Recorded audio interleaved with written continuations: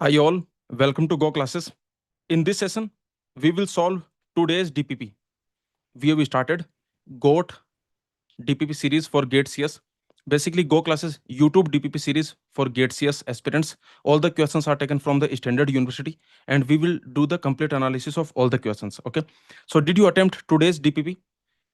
Every day, please attempt the DPP every day by yourself, and then write your comments, write your answer in the comments. Okay, please like the button, please press the like button, and please share it with the gate aspirants. Okay, so if you participate, if you encourage us with your participation, we will continue this series every day. Okay, every day 5 questions you will get, at least 5 questions you will get from the standard resources, and we will mix the subjects. Okay, it's not like only one subject will be running. We will make sure that okay, we do some round robin, and we keep mixing the subjects, and every subject's turn keeps on coming. Okay, so now let's start today's DPP discussion.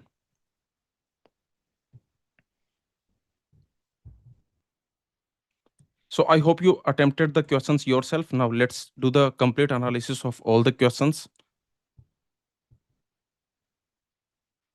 So before we start, just tell me, audio, video, everything is fine, right? Everything is visible, audible, echo, volume, everything is fine.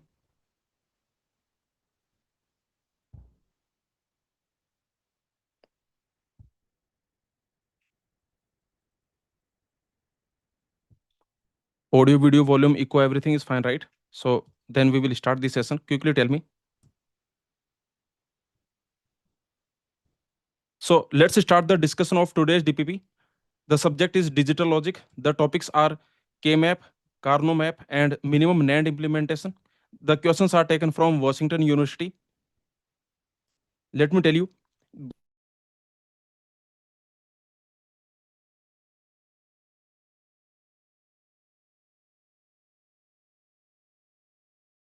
DPP series, the complete playlist link you can find. YT, go YT. So we just made it, just we replaced this Y with A, and we are calling it GOAT DPP series. Okay. So the complete playlist link you can find in the description, also in the pinned comment. All the questions are taken from the standard resources so that you practice the top quality questions only. Okay. So let's start now. Let's solve this question from Washington University. Find the minimum sum of product solution for the K-map given below. So this K-map is given to us, and there are some don't care terms also, and we need to find the minimum SOP expression, minimum sum of product expression. So let's see. To find the minimum SOP expression, what we will do, we will cover all the one cells with minimum number of cubes, and every cube as large as possible. That's it. Very easy. Okay. So remember, whenever a K-map is given to you, or a function is given to you, Boolean function, and if they ask you to find the minimum or minimal SOP expression, then remember how to find minimum SOP.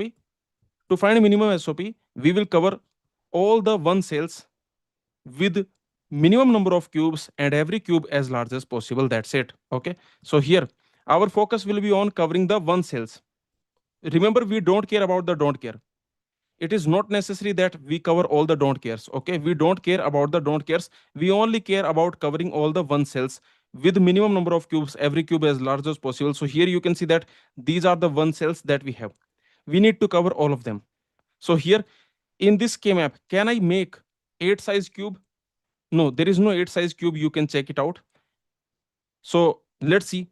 4 size cube, can I create 4 size cube covering the one cells? Our focus should be only on the one cells. So is there any 4 size cube? Yes, there is a 4 size cube. You can notice this is the 4 size cube, because remember, we can fold the K-map horizontally, vertically. So if you fold the K-map vertically, then you can see the first column and the last column, they are basically adjacent, right? So here you can see that this 4 size cube we can create.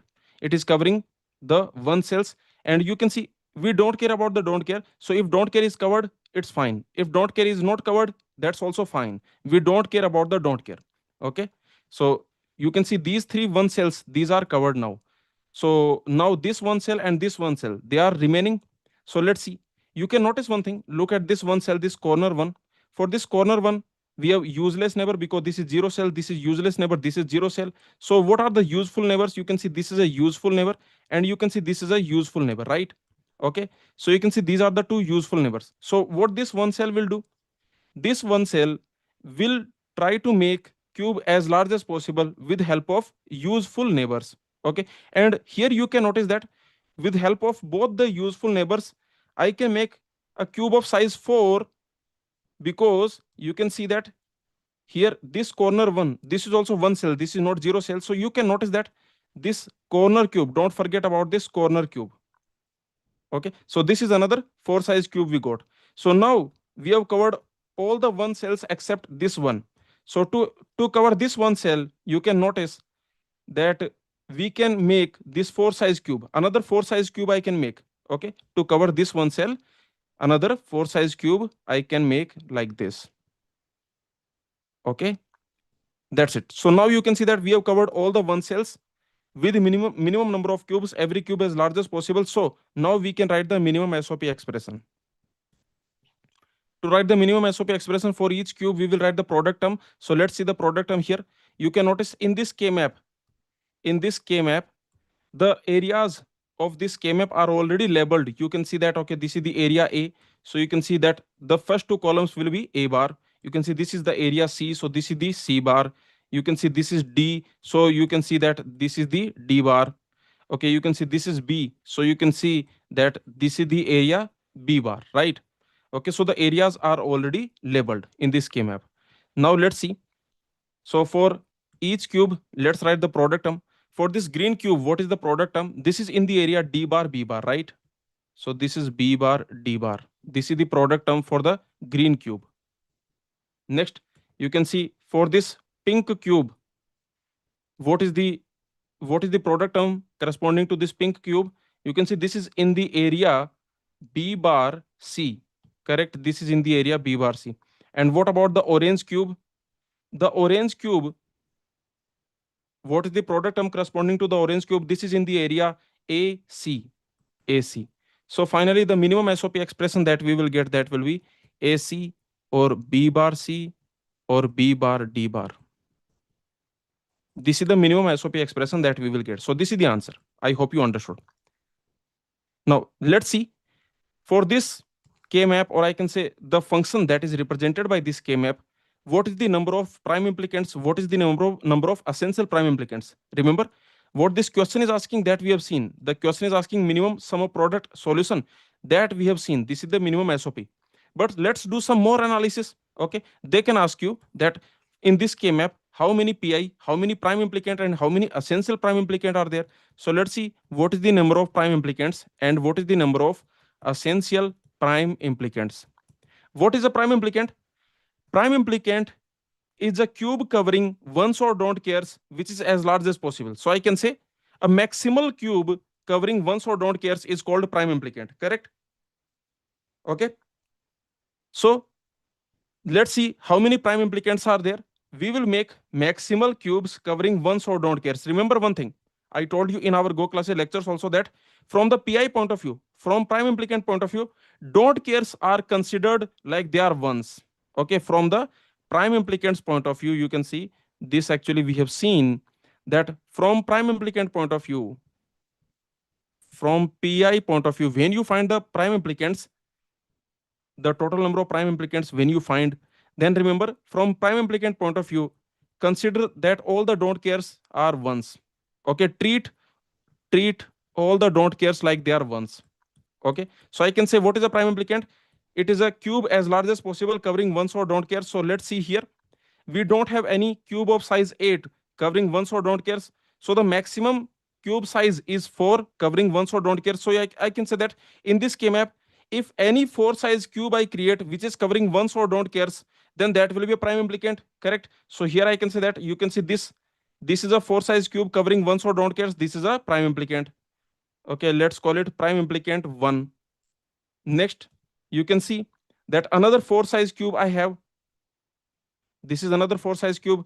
This is also covering ones or don't cares. Let's call it prime implicant 2. Now, what else? You can see the corner one. You can see this corner cube. So this corner cube, this is also a 4 size cube covering one so don't care. So I can say this is also a prime implicant. Let's call it prime implicant 3. Is there any other prime implicant? You can see, look at this don't care. From the prime implicant point of view, treat all the don't cares like they are ones. So you can see, look at this don't care. For this don't care, this is a useless neighbor because this is zero cell, useless neighbor, useless neighbor, useless neighbor. Basically, look at this don't care. This has all the useless neighbors because all the neighbors are basically zero cells, so they are useless neighbors. So here I can say that this itself is a prime implicant because this is a maximal cube covering one so don't cares. Yes or no? And remember, again, I am saying that in this cube, you might be thinking there is no one cell in this cube, means this don't care itself is a prime implicant here. Because from the prime implicant point of view, we treat don't cares like they are ones. Okay, so here remember, this is our another prime implicant. This is prime implicant 4. I hope it is clear. Okay, so let's see, is there any other prime implicant? So there is no other prime implicant. You can check it out. That's it. So total, how many prime implicants we have? The number of pi, that is 4. Okay, the number of prime implicants are 4. Now let's see how many essential prime implicants are there. Remember, essential prime implicant is a pi. It is a prime implicant which covers at least one one cell uniquely. Okay, so here, to find the number of EPI or to find the essential prime implicant, first you find the prime implicants. Total 4 prime implicants we have. Now you check what are the one cells. What are the one cells which are covered uniquely by a PI? If a one cell is covered uniquely by a PI, then that PI will become essential prime implicant. So what you do to find the essential prime implicant, just go to every one cell and then you check how many PI are covering that one cell. Okay, if there is a one cell which is covered uniquely by a PI, just put a star there.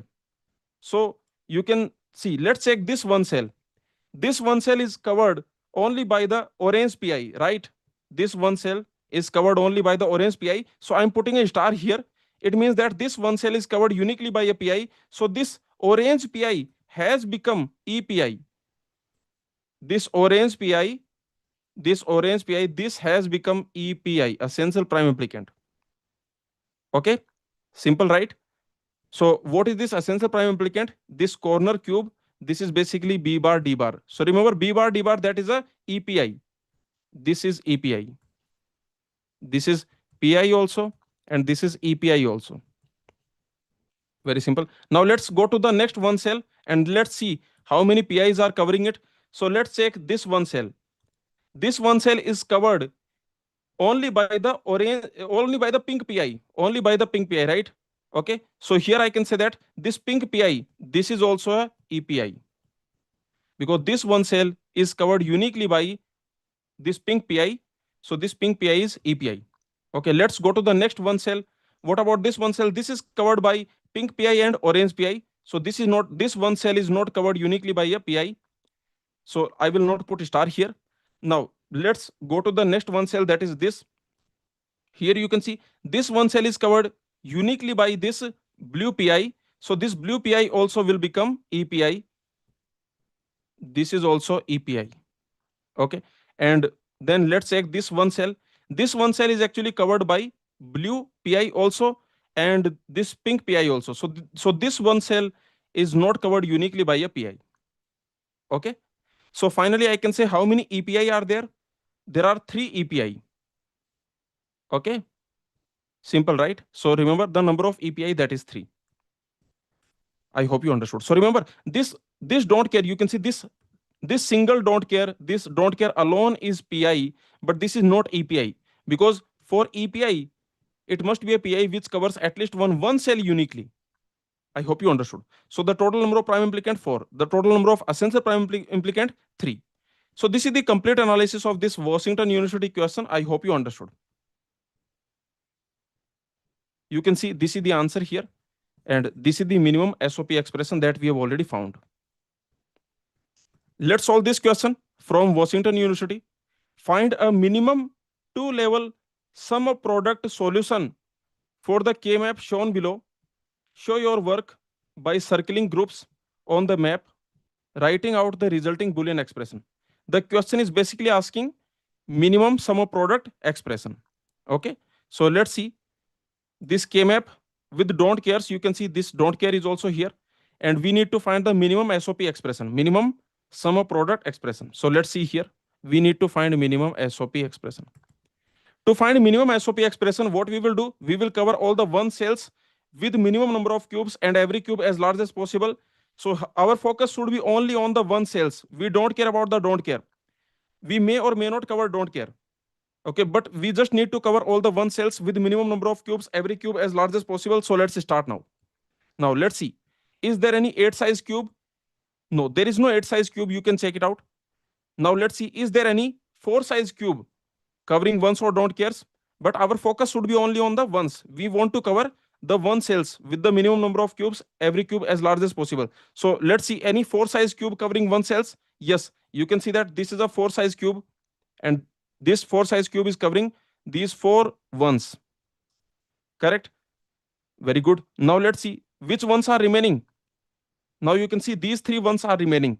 So to cover these 3 ones, can I make a 4 size cube? No, there is no 4 size cube that I can make. Okay, now let's focus on this one cell.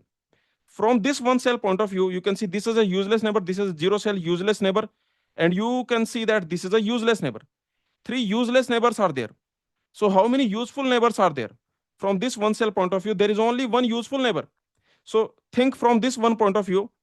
This one cell is thinking that I only have one useful neighbor, so let me make a group with that useful neighbor. Okay, so you can see this group will be there. Now how many ones are remaining? This one is remaining. We need to cover it. So let's see how to cover it. Now there are 2 ways to cover this one cell.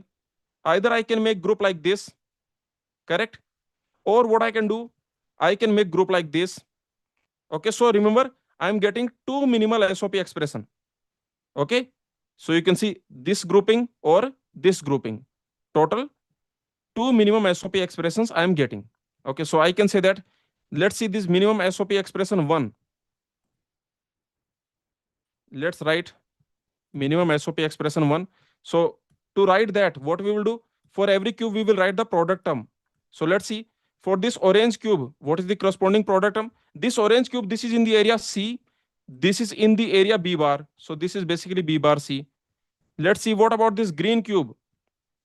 For this green cube, this is in the area A, in the area C, in the area D, A, C, D. This is the product term corresponding to the green cube. Now you can see, what about this pink cube? So you can see that this pink cube, this is in the area A, B, C bar, A, B, C bar.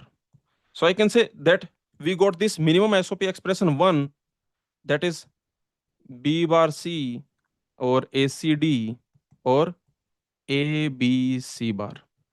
Okay, so remember this is one possible minimum SOP. Okay, so remember this is one possible minimum SOP. Now there is another minimum SOP possible. You can see, look at this grouping. So I can say this is minimum SOP 2. Here, let's write the product term corresponding to each group. So you can see, for this orange cube, this is in the area C, this is in the area B bar. So I can say B bar C. And what about this pink cube? This is in the area A, B, C bar. What about this blue? What about this blue cube? So you can see this blue cube, this is in the area A, B, D. Okay, so I can say that minimum SOP expression that we got, B bar C or A, B, C bar or A, B, D. Simple, right? Okay, so remember there are 2 minimum SOP expressions. I hope you understood. Very simple. So this question actually we have solved. This is asking for minimum SOP expression. So you can see this is the one possible solution that we have seen. You can see this is the answer given by the Washington University, and they are writing that one possible solution is this one, means this grouping. But remember there is another possible solution, that is instead of remove this grouping and add this grouping. Okay, So I hope you understood. We have seen both the groupings, or I can say both the minimum SOP expressions we have seen. Now, for the sake of complete analysis, let's find the number of PI, number of prime implicants, and the number of essential prime implicants. How many PI and how many EPI are there? So let's see. Before finding the number of EPI, you find PI first, prime implicant. So you can see what is a prime implicant? Prime implicant, from the K-map point of view, prime implicant is a cube as large as possible covering ones or don't cares. Okay. So from the prime implicant point of view, we will treat don't cares like they are ones. Okay. So from the prime implicant point of view, treat don't cares like they are ones. Okay. Now let's see here. How many prime implicants are there? Prime implicant is a maximal cube covering ones or don't care. So here you can see that this is a prime implicant. This is 4 size cube. So I can say, let's call it prime implicant 1. Next, you can see, is there any any other 4 size cube that I can create? Let's see. There is no other 4 size cube, right? Okay. So you can see that this is there. This is, let's call it prime implicant 2. Next, you can notice that we have this maximal cube covering ones or don't care. So I can say that, let's call it prime implicant 3. And you can see another prime implicant is this green cube. This is, let's call it prime implicant 4. Okay, is there anything else? Yes, there is anything else. There's something else also, one more also. So which one? You can see that, look at this one. Okay, with this don't care, you can see this is a maximal cube covering ones or don't cares. So you can see this is another prime implicant. This is our prime implicant 5. So total, how many prime implicants we have? Total 5. There is no other prime implicant. So the number of prime implicants, that is 5. How many are EPI? Remember what is a EPI? This is a PI. This is PI covering at least one cell uniquely. Correct. Okay, so let's see here. What we will do to find EPI? First you find all the PI, then you check all the one cells, and you see that one cell is covered by how many PI. If a one cell is covered by a unique PI, then that PI will become EPI. Okay, so let's see here. Let's go to each one cell and let's check. For example, consider this one cell. This one cell is covered only by the pink PI. So I can say this one cell is covered uniquely by pink PI. So this pink PI will become EPI. This will become EPI also. Okay, let's see this one cell. So you can notice that this one cell, this is covered by pink PI, blue PI, and this another, basically 3 PI. There are 3 PI which are covering this one cell. So okay, this one cell is not covered uniquely by a PI. So forget about it. Don't put a star here. Okay. Then what about this one cell? You can see. What about this one cell? So you can see that this one cell is actually covered by this green PI, also this blue PI. So forget about it. This is not covered uniquely by a PI. Okay. Now you can see that this one cell, this one cell, this one cell, these 3 one cells, these are covered uniquely by the orange PI. So the orange PI will also become EPI. So the orange PI will also become EPI. Okay. And you can see, what about this one cell? This is covered by green and orange PI. So this one cell is not covered uniquely by a PI. So I can say that this orange PI, this is EPI, and this pink PI, this is EPI. Total, how many EPI are there? I can say total 2 EPI we have. Okay. So that's it. This is the answer. I hope you understood.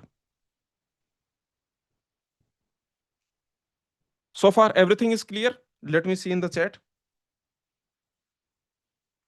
Thank you, Prakhar. Thank you for such kind words in the chat. Rishabh Parekh, thank you for wishing me Guru Purnima. Thank you. So far everything is clear, right? Let's move on now. Let's see the next question.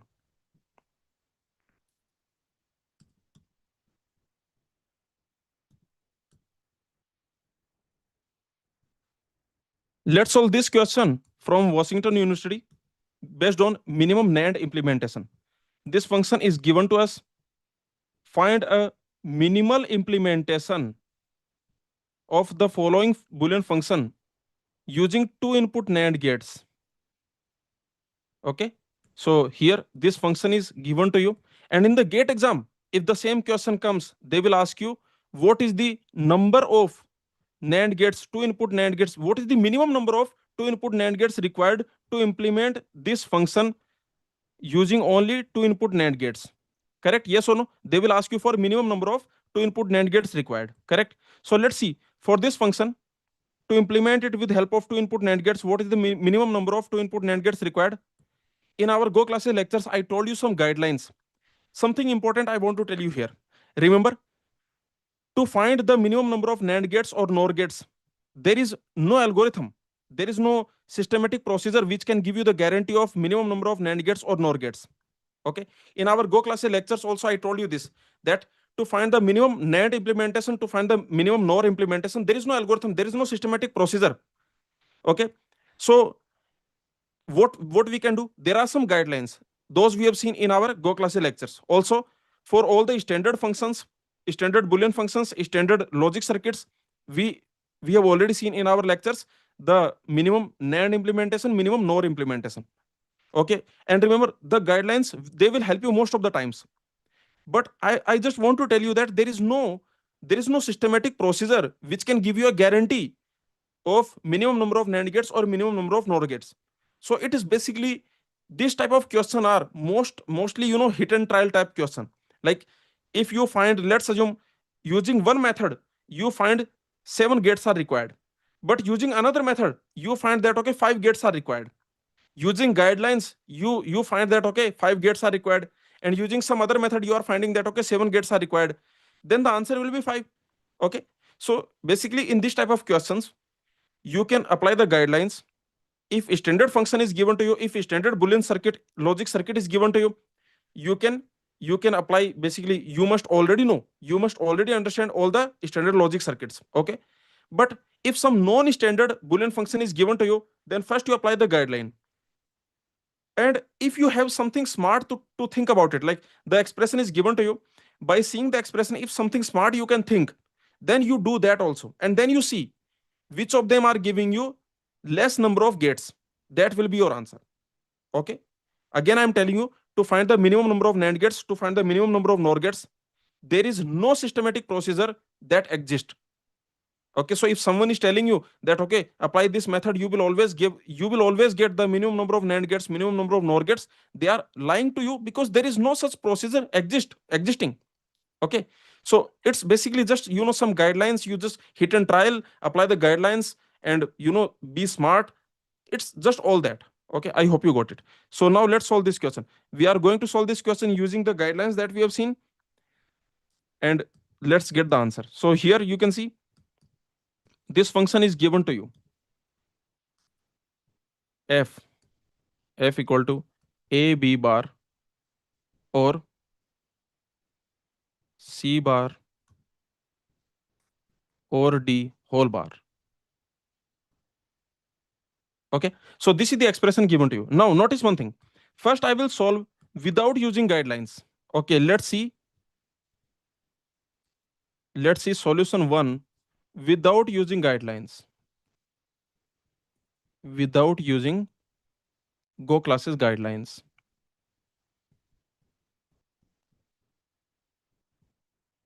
Let's see what value we get. Okay, whatever value we will get, then we will apply our guidelines also, then we will see what is the value we are getting, then the minimum will be the answer. Okay, so here you can see, without using the guidelines, see, one thing will come to your mind, that what is two input NAND gate, what is the expression for two input NAND gate? You can see x y whole complement, this is NAND expression, right? First you do AND, then you do complement, this is called NAND expression, correct? This is called NAND expression. So here you can notice something, that we already have this AB bar. So for this AB bar, how many NAND gates will be required? And here you can apply the De Morgan law, so you will get CD bar. Okay, just tell me a simple point. For this AB bar, how many NAND gates will be required? Only one, because this is NAND expression, correct? This is NAND expression. Yes or no? You just need one NAND gate, the inputs are AB, and you will get AB whole bar. Okay, correct. So you can see that for this AB whole bar, you will get one NAND gate. Now you can see for D bar, you need one. How to find D bar? Okay, this one NAND gate you will need. Okay, just connect like this D, so you will get D bar. So for D bar, you will need one NAND gate. Then you can see once you have this D bar, let's call it alpha, because here you can see that one NAND gate we are needing. Here, one NAND gate we are needing. Then you can see we have this whole thing. Okay, assume that this is alpha because already we have D bar. So here let's assume this is alpha. Then you can see for C and alpha, we need two NAND gates for AND operation. Correct? Yes or no? We need two NAND gates for AND operation. Okay, it will be like this: C D bar. Okay, then you can see here you will get C. Here you will get C D bar. Okay, here actually you will get C D bar whole bar. Okay, then finally C D bar. So you can notice that so far how many NAND gates? Total 4. But notice now we have OR also. For OR operation, we already have this. Let's call it alpha. We already have this. Let's call it beta. Then alpha or beta. For OR operation, how many NAND gates? 3 NAND gates. So without using the guidelines, here you can see total how many? Total requirement is what? That is 3 plus 2 plus 2. So that is 7 NAND gates. Yes or no? 7 2 input NAND gates. NAND 2 means 2 input NAND gates. Okay, but is this minimum? Actually, this is not minimum. Now what we will see with our guidelines what we are getting. Okay, so remember this is not minimum actually. Actually, this is not minimum. Okay, so let's see with our guidelines how many NAND gates we will get. What were our guidelines? Solution 2. Use our guidelines. Using our guidelines in our Go class lectures, I taught you these guidelines. Okay, so let's see what were the guidelines. These were quite simple. That you write this F equal to F double complement. Do you recall? I told you that you write this F equal to F double complement. Okay, so you can see here when I write F equal to F double complement. Okay, here first of all you can simply actually you can write it like this, that okay, it is AB bar, or here you can apply the De Morgan law, it is CD bar, right? Okay, so now let's see what I will do. This is the step that first I will write F equal to F double complement. I told you this, yes or no, in our guidelines. When I do the double complement, nothing will change. I can write F equal to F double complement. So let's do it here. AB bar or CD bar. This whole thing bar and then another bar. Correct? Yes or no? Now let's see. Here you can see inside this, inside I can apply the De Morgan law. So what I will get? I will get AB. Correct? And I will get CD bar whole bar. CD bar whole bar. And there is outside, there is bar. Okay, correct? Yes or no so far? This you understood? Now let's see here. You can notice for this D bar, how many NAND gates I need? Only one. So one NAND gate is required here for D bar, correct? Okay. Now next you can see once I have D bar, then let's assume this is alpha. Once I have D bar, then let's assume this is alpha. Then C alpha whole bar. C alpha whole bar. For that we need one NAND gate. Yes or no? C alpha whole bar. This I can implement with help of one two input NAND gate like that. C alpha like that. Okay, C alpha whole bar, because this is NAND expression. C alpha whole bar. Correct. Okay, so very easy. Next you can see for AB, for AND operation we need two NAND gates. Correct. So now notice one thing. Now we have here alpha. We have alpha here and we have beta here. Alpha and beta whole complement. For that we need one more NAND gate. Correct. So finally The answer is 5 NAND gates, yes or no? Here we are getting 5 NAND gates. 5 two input NAND gates. NAND 2 means two input NAND gates. So I can say 5 NAND gates. Okay.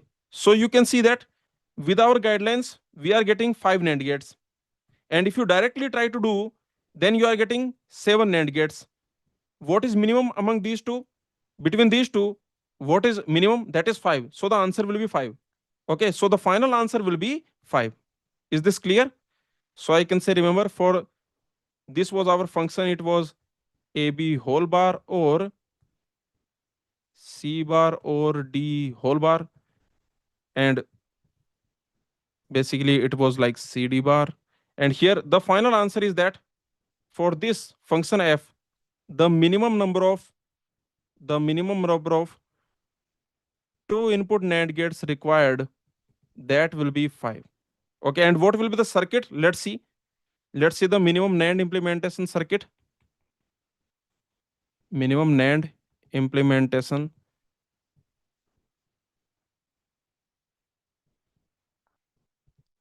circuit. So let's see the circuit also.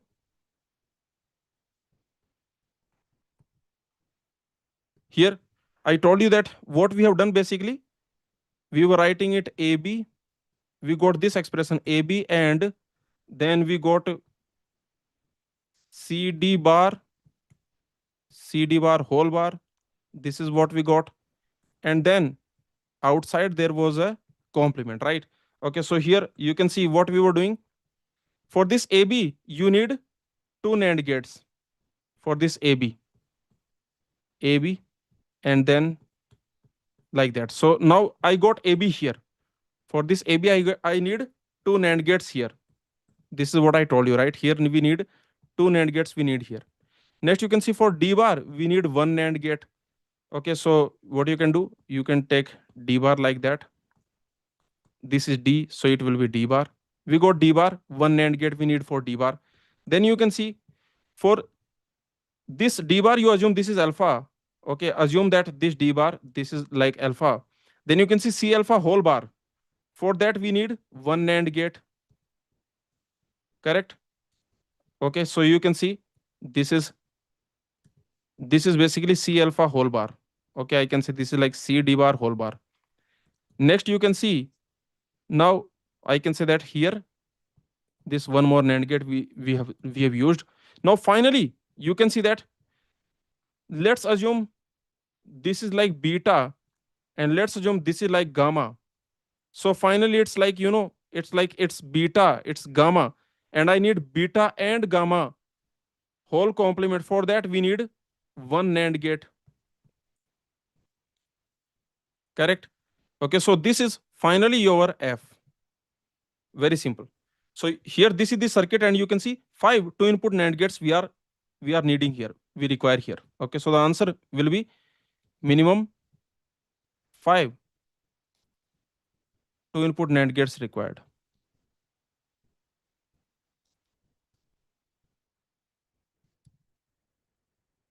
I hope you understood. Okay, so you can solve this type of questions with help of guidelines. But again, very important point I want to tell you that you use the guidelines, you get some value, you use some smart method. If you are getting some smart method, okay, if something is clicking to your mind that okay, let me do like this, then you try that also, and then you just see which is giving you minimum number. Okay, whichever gives you minimum number of NAND gates, that is your answer.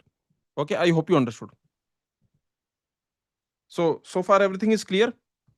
You can see this is the answer given by the Washington University.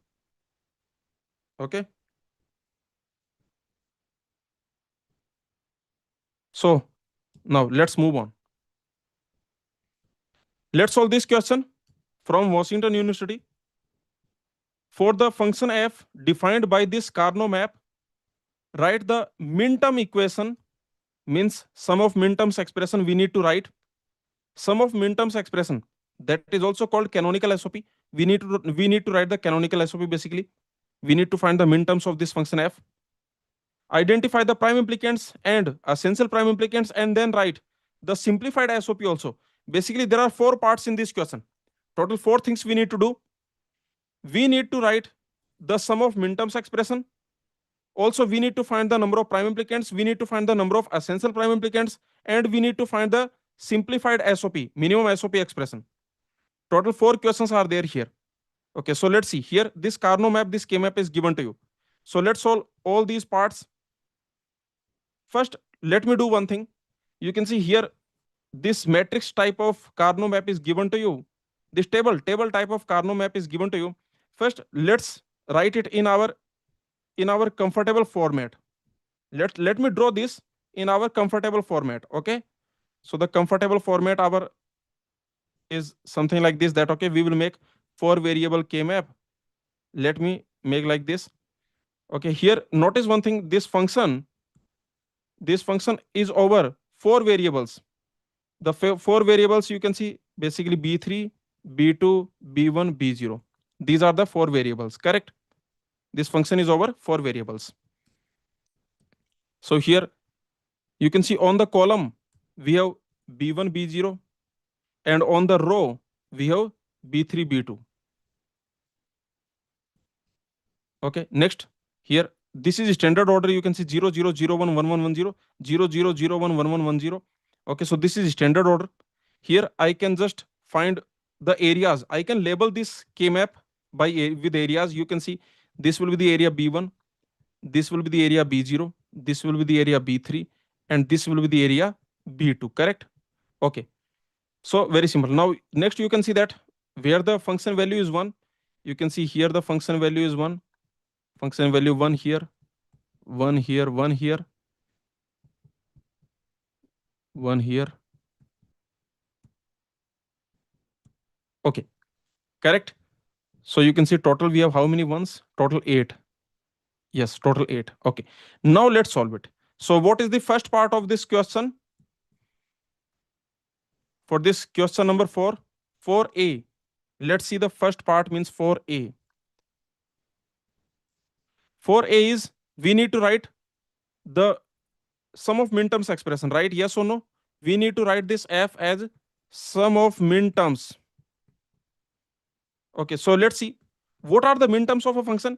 For a function, minterms are those minterms where function value is 1. Basically, the true minterms of a function are called minterms of a function. Okay, this I told you in our lectures, right?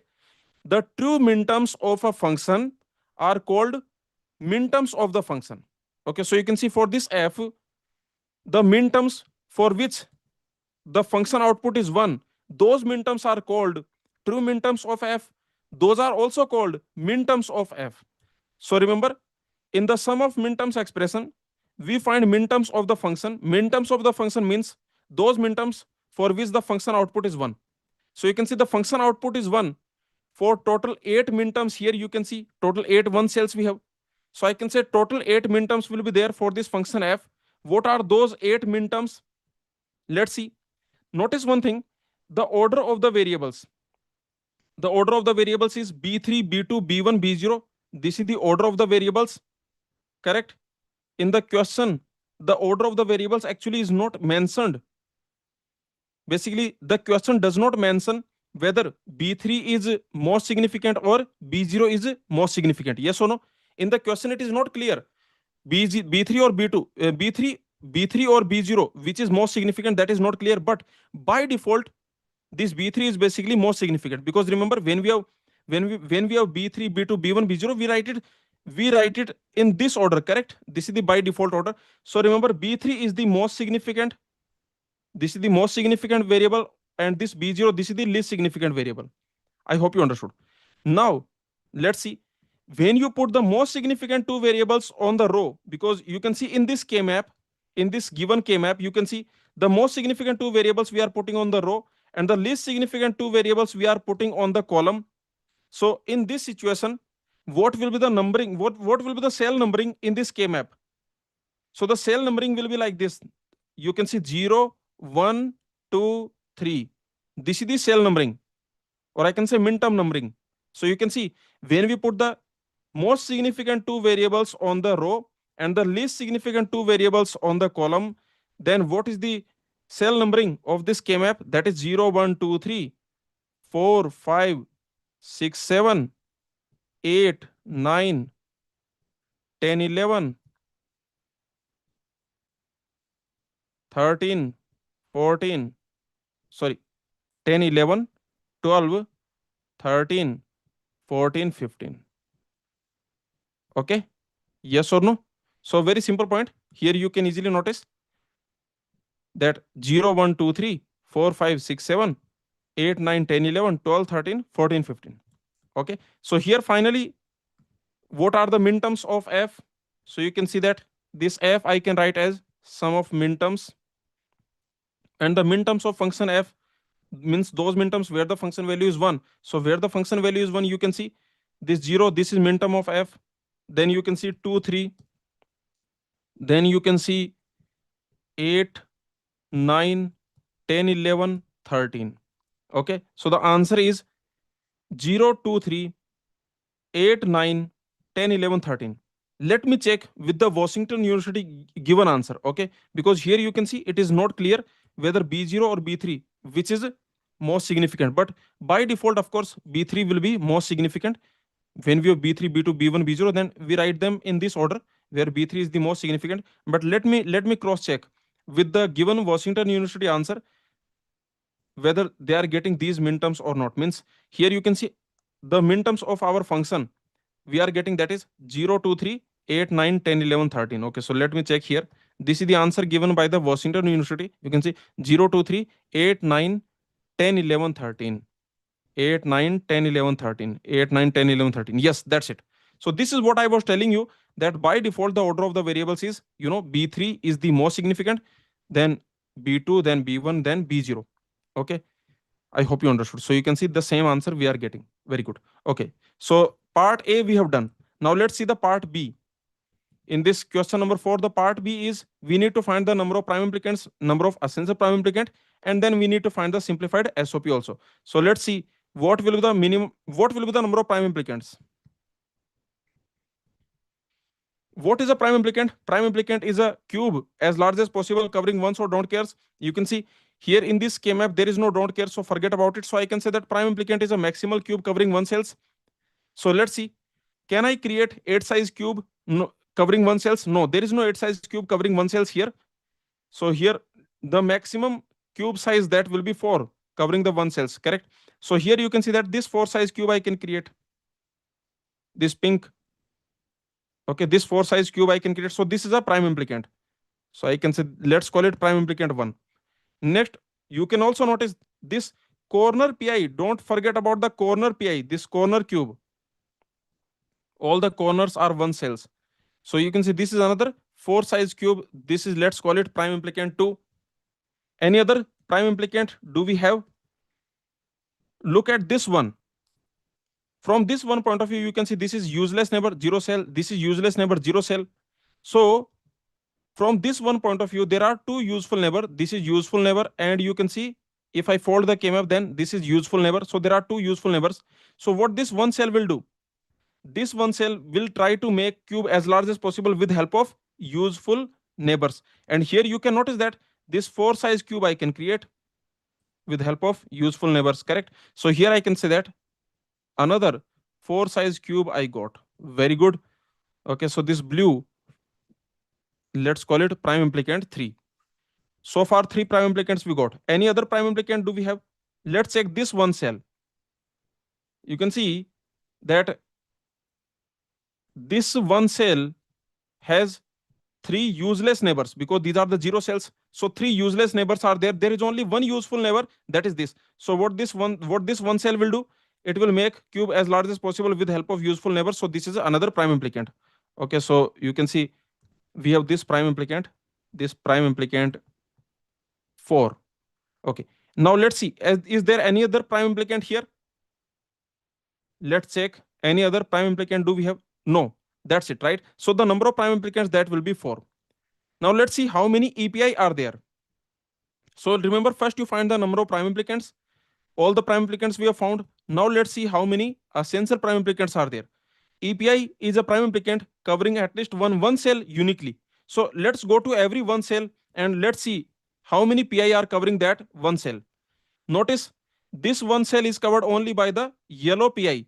So yellow PI is EPI. Okay, so remember this yellow PI is EPI. I am putting star. This one star, what it means? It means that this one cell is covered uniquely by a PI. Okay. Next, you can see that this one cell, this is covered uniquely by blue PI. So this blue PI is also EPI. Okay, excellent. Now you can see, look at this one cell. This one cell is covered by blue PI also, yellow PI. So this is not covered uniquely by a PI. So forget about it. Next, you can notice, look at this one cell. This one cell is covered uniquely by orange PI. So orange PI is also EPI. Okay, very good. Next, you can see, look at this one cell. This is covered uniquely by this yellow PI. Already we have seen that yellow PI is EPI. We have already marked it. This one cell is covered by pink and orange PI. So this is not covered uniquely by any PI. Actually, sorry, this, look at this one cell. This one cell actually is covered by pink and yellow PI. So I will not put star here. We will put star if and only if that one cell is covered uniquely by a PI. Okay, otherwise I am not putting star. So you can see actually this one cell is covered by pink and yellow PI. So this one cell is not covered uniquely by any PI. Okay. Next, you can see any other one cell which is covered uniquely by a PI. No. So you can see there are only 3 one cells which are covered uniquely by PI.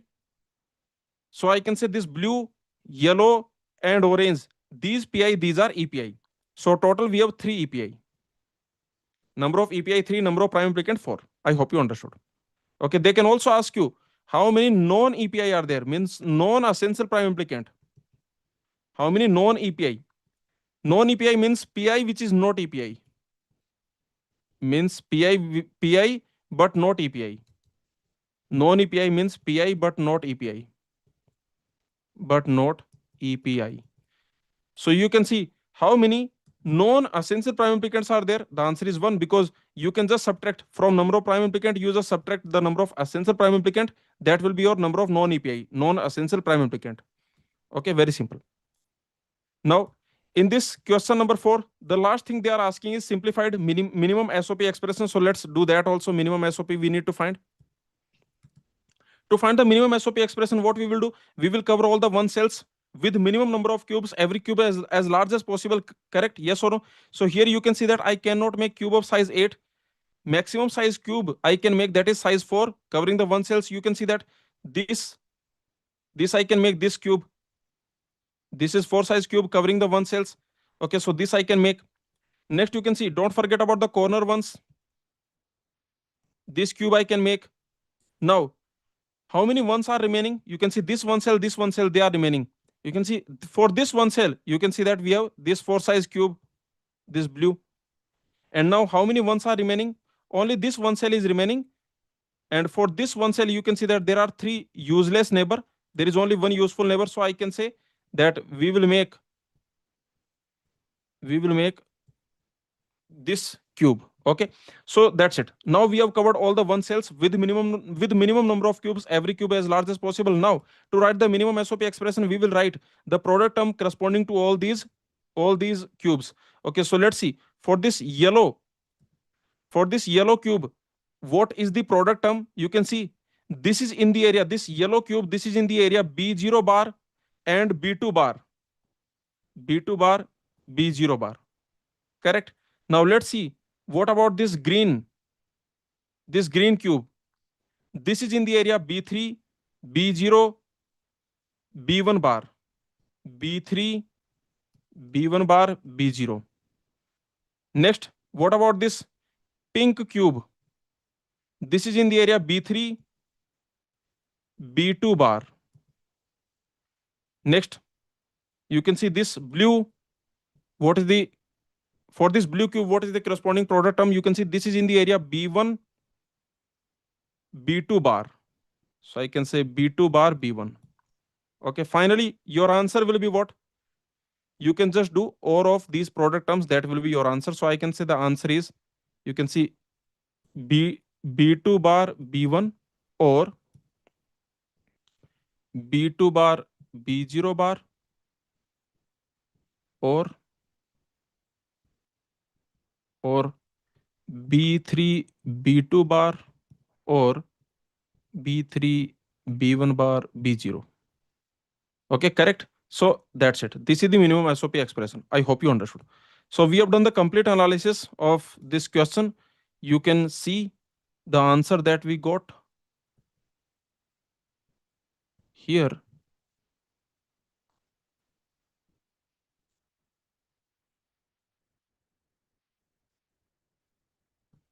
Oh, in the minimum SOP, we made a mistake. Actually, this pink is redundant. This pink is redundant actually. See, notice. This green cube, yellow cube, blue cube, they are covering all the one cells. Okay, actually, one more thing. See, we have already found the EPI, right? Now check EPI, are they covering all the one cells?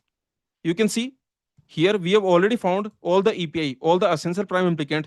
Now here you can notice the EPI, are they covering all the one cells collectively? You can see the corner ones are covered by yellow EPI. Then you can see these ones are covered by blue EPI, and these ones are covered by orange EPI. So you can see all the one cells are actually covered by all the EPI. Notice, notice that all EPI, all EPI covering, you can see here, all EPI covering collectively, collectively, collectively they are covering, right? Okay. So you can see here all EPI are covering all one cells. And when all the EPI cover all the one cells, then we will get unique minimal SOP. And remember, in the minimal SOP, all the API we must take. So you just take all the API, they will cover all the one cells. That's it. You will get unique minimal SOP. And this pink PI, this you don't have to consider. This you don't have to include because this is redundant. Because this pink PI, whatever one cells it is covering, those one cells are covered by other API. And remember, every API will always belong to every minimum SOP. So in the minimum SOP, first you include all the API. Then you can see there is no one cell which is remaining. So that's it. That is your answer. So remember here, this is redundant. This is redundant. So this B3, B2 bar from here we can remove. That is redundant. Okay. So you can see it will be B3, B1 bar, B0. Okay. Okay. So like that. Notice here that this pink, look at this pink cube, all the one cells that this pink cube is covering, those one cells are covered by other cubes already. So this pink cube, that is basically redundant, and we will not include that in the minimum SOP. So in the minimum SOP there will be three terms, three product terms, and total number of literals that will be 7. Okay. So yeah, this is actually a very good question, right? This type of mistake might be possible, silly mistake might be possible in the options if they include this. Okay, then this type of silly mistake might be possible.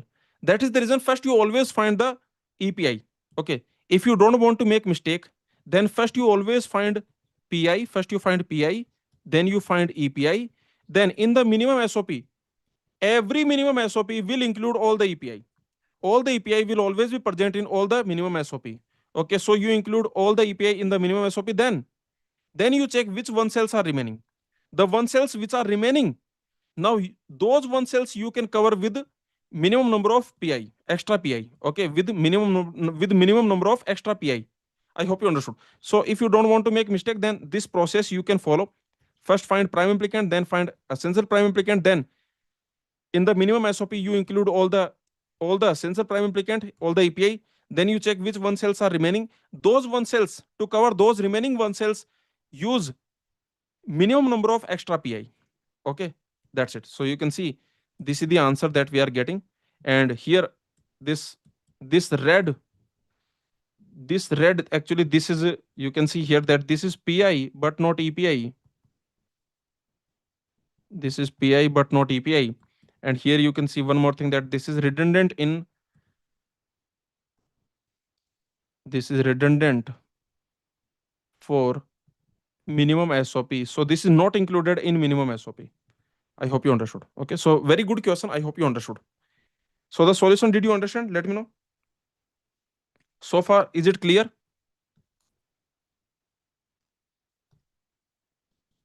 Let's solve this question from Washington University. And this is the last question for this session. So far, we have seen total 4 questions. We have done the complete analysis of all the 4 questions. Now, let's solve this question. The remaining questions means basically these 4 questions. These will refer to the following truth table, where F is a combinational, actually combinatorial result of the input A, B, C. Or you can just imagine combinational function. Okay, combination circuit might be there. So now you can see this F, this is a Boolean function over variables ABC. This truth table is given to us, and there are total 4 questions here. Let's see the answers for these 4 questions.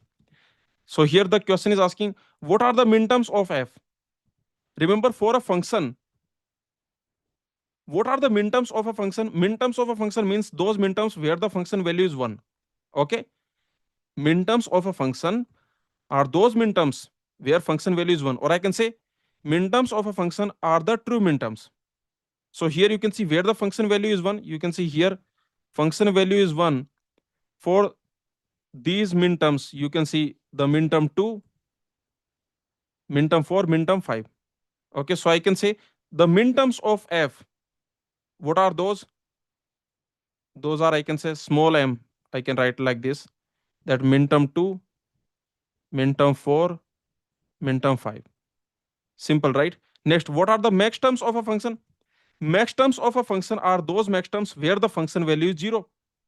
So you can see the max terms of a function are these max terms where the function value is 0. So you can see max term we denote by capital M. So I can say capital M0, capital M1, then capital M3, then you can see capital M6, capital M7. These are the max terms of F. Next, what is canonical POS solution? Canonical POS solution, that is product of max terms. That is product of max terms. So I can say that canonical POS, that is basically product of max terms. Okay, and you can see the max terms, these are basically 0, 1, 3, 6, 7. These are the max terms of this function. Next, what is canonical SOP? Canonical SOP, that is sum of minterms. So I can say the canonical SOP, that is summation of minterms. We denote minterm by small m. So what are the minterms of F here? These are 2, 4, 5. Okay, that's it. So this is the answer. You can check the answers are given here. Notice one more thing, that if you want to expand, like here, let me expand them. So let's see canonical SOP, canonical POS. Okay, so what is canonical POS? Means product of max terms. Product of max terms. You can see the max terms are basically 0, 1, then 3, then 6, 7. 0, 1, 3, 6, 7. Okay, so here to find canonical POS, this is canonical POS, means product of max terms. You can open it. You can also write it like this, that product of max terms means max term 0 and max term 1 and max term 3 and max term 6 and max term 7. Product of max terms, right? Now you can open also. What is this max term 0? So how to write the max term for this input combination? Remember, for any input combination, to write the corresponding max term, what we will do? If a variable is 0, we will write it directly. And if a variable is 1, we will write it with complement. Correct? Here you can see all ABC are 0, we will write them directly. Maxterm is a sum term containing all the variables. So remember, what is capital M0? What is this? What is the maxterm corresponding to this input combination? Maxterm is a sum term. Maxterm is a sum term containing all the variables. And if a variable is 0, you write it directly. If a variable is 1, you write it with complement. So here you can see that it will be basically A or B or C, because maxterm is a sum term containing all the variables. Okay. Next, you can see, what about M1? You can see, for this input combination, what is the corresponding maxterm? Maxterm is a sum term containing all the variables. If a variable is 0, you write it directly. If a variable is 1, you write it with complement. So here you can see that this variable C is 1, so we will write it with complement. So we will get basically A or B or C bar. Okay. And next you can see here, and what will be capital M3? So for this input combination, what is the corresponding maxterm? Maxterm is a sum term containing all the variables. If a variable is 0, you write it directly. If a variable is 1, you write it with complement. So here you can see that it will be basically A or B bar or C bar. And what is capital M6? Capital M6. So that will be A bar or B bar or C. And then you can see what is capital M7, that is A bar or B bar or C bar. So this is the canonical POS expression. Okay, you can check it here, the canonical POS expression. Okay, you can see A or B or C, A or B or C bar. Okay, so that is the answer we got, right? The same answer we are getting here, canonical POS. Now let's see canonical SOP also. Canonical SOP means sum of minterms. Sum of minterms. What are the minterms? Minterms of a function are those minterms where the function value is 1. So here you can see that the minterms are basically 2, 4, 5. Okay, that we have seen, right? 2, 4, 5. These are the minterms of f. So here, this is sum of minterms. So remember, I can also write it like minterm 2 or minterm 4 or minterm 5. Like this also I can write. I can open it also. So here you can see minterm is a product term containing all the variables, right? So what is minterm 2? Means for this input combination, what is the corresponding minterm? For any input combination, to write the corresponding minterm, what we will do? If a variable is 0, you write it with complement. If a variable is 1, you write it directly. And remember, minterm is a product term containing all the variables. So I can say that this minterm 2, this will be basically A bar, B, C bar. Or what is minterm 4? You can see that for this input combination, what is the corresponding minterm? To write the minterm for any input combination, if a variable is 1, you write it directly. If a variable is 0, you write it with complement. And remember, minterm is a product term containing all the variables. So I can say this minterm for this will be A, B bar, C bar. Or what is minterm 5? Minterm 5, that is basically A, B bar, C. Okay, that is your minterm 5, A, B bar, C. So that's it. So finally, I can say that this is the canonical SOP expression. Okay, you can check it out. Canonical SOP expression. So very simple. I hope you understood. So we have solved all the questions, all the 5 questions from Washington University in this session. I hope you enjoyed this session. I hope you understood everything that we have covered in this session. Something new, I hope you learned. Okay. So please share your feedback in the comments after this session is over. Remember, for every DPP that we share, every day we are going to share the today's DPP, right? Every day we are going to publish on the goclass YouTube channel. And for every DPP, you pause the video, try to solve all the questions on your own, write your answers in the comments. If you find the video helpful, if you find the questions helpful, then please press the like button. Please put a comment. You write your answers in the comments, or you can write your feedback in the comments. Okay, share the video with all the GATE aspirants. The detailed video solution link, also the playlist link, you can find in the description, also in the pinned comment. Your support will decide the future of this series. Remember, if you show interest, if you participate, if you share with the GATE aspirants, if you encourage us, if you write your answers in the comments, if you like, then we will keep bringing standard questions to you, new unseen standard questions to solve. And for your practice, you will be solving top quality questions. Okay, that is our target. So thank you everyone. I hope you enjoyed this session. After this session is over, please put a comment. Okay, your comments definitely, they encourage us when we see on the YouTube that, okay, many comments are coming, students are participating, at least students want this series to continue. Okay, so when you put the comments, then it basically tells us how many students are, with this series. Okay, they are going along with this series. So that also gives us, motivation or encouragement to, continue this series. Otherwise, actually 2 years back also we started this series, but in just 1 month, you know we had to stop it because there was no participation, there was no encouragement, there was no, I can say, excitement from the students. Okay, so let's just continue. This series is basically for you. Okay, so just you just you just press the like button, you just put the comment, you motivate us, and then I promise you that we will continue this series every day till the gate exam, each and every day. Even if I'm on off, maybe someday I'm on holiday, or maybe I'm taking some off, then I will make sure that you get the daily DPP question. I will pre-record it. Okay, the question, the solution, I will pre-record, and then I will provide to you. So that is what I want to do. If you participate, okay, if you go along with this series, okay, all the questions will be standard questions, so that you are guaranteed to solve the top quality question only. No question will be poor question. Okay, so thank you everyone, thank you so much. Let me just check the comments in the chat. A student is saying, I commit to this.